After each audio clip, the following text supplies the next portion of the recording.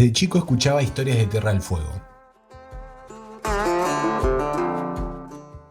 Mi mamá me contaba cómo recorrió la Patagonia en los 80 en una casa rodante entre paisajes inhóspitos y sin muchas comodidades.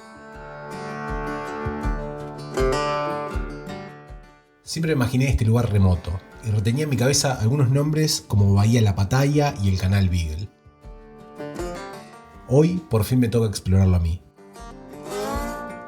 Bienvenidos al Parque Nacional Tierra del Fuego. Bienvenidos al fin del mundo.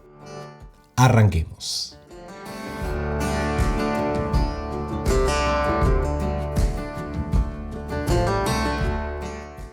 Llegué temprano al acceso al parque en Uber. La distancia no fue mucha.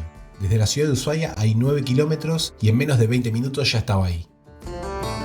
Pagué 10.000 pesos argentinos, algo así como $9 por el recorrido. Otra forma de llegar es por buses y combis turísticas. El precio es el mismo pero por persona. La ventaja que tiene es que te pueden dejar en varios puntos del parque y que hay servicio durante todo el día.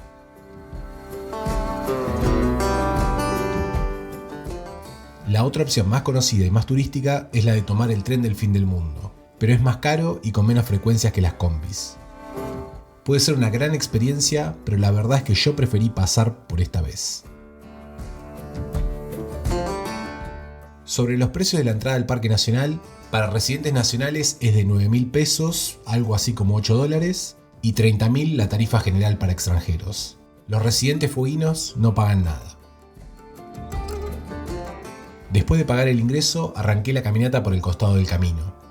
Bienvenidos al Parque Nacional Tierra del Fuego.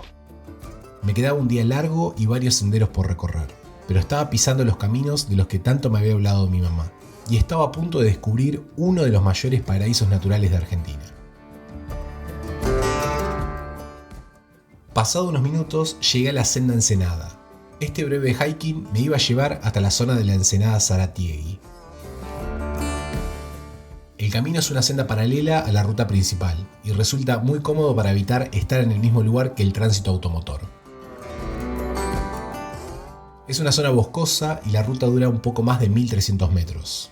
Es muy fácil de recorrer, de hecho en menos de media hora ya estaba llegando al final del sendero.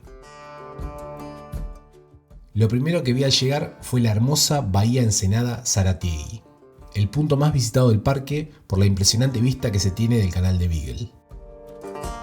Diariamente, el lugar recibe varias decenas de buses cargados de turistas, que no solo van a sacarse fotos con este espectáculo natural, sino que también quieren llegar a la oficina de correos del fin del mundo. Increíblemente, se mantiene activa hasta hoy en día y se puede mandar postales y sellar el pasaporte con una estampa de Tierra del Fuego. Por desgracia fue un domingo, y el puesto estaba cerrado. Después de esto descansé un poco al lado del mar y tuve un momento especial y único. La cámara no llegó a grabarlo del todo, pero yo sí lo vi perfecto. Era una ballena que estaba navegando por la bahía. Estuvo varios minutos por el lugar y desapareció. Después de este regalo de la naturaleza, me dispuse a empezar el sendero que bordea toda la bahía Ensenada. Pasa por camino de bosques y recorre distintas áreas de la bahía La Pataya. El camino inicia en una zona de ascenso y luego va mezclando zonas de arboleda y varias playas rocosas. Es probablemente la senda más visitada del parque y al igual que la senda Ensenada es una caminata muy sencilla.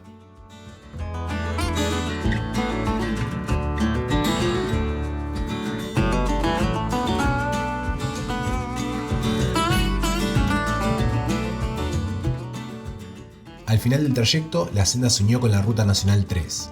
Fueron casi 4 horas de recorrido. 8 kilómetros muy cómodos y muy disfrutables. A la distancia podía ver el centro de visitantes.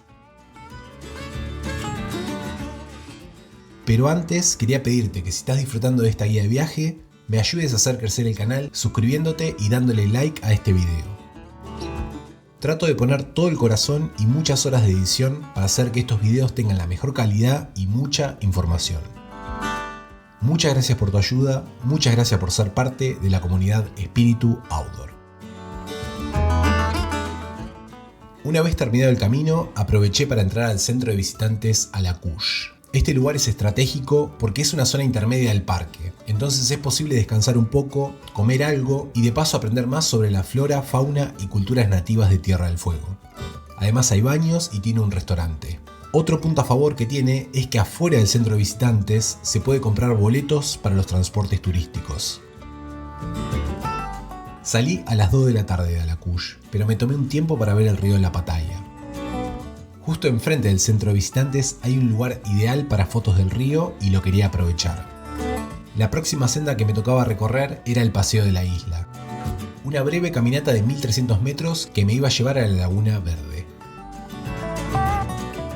Tuve que cruzar un puente que me llevó al puesto de Gendarmería Nacional y desde ahí caminé por la orilla de la costa. Al final del camino me topé con una zona de la Laguna Verde en donde hay un mirador increíble. No tengo mucho más para decir de este lugar. Creo que estas imágenes hablan por sí solas.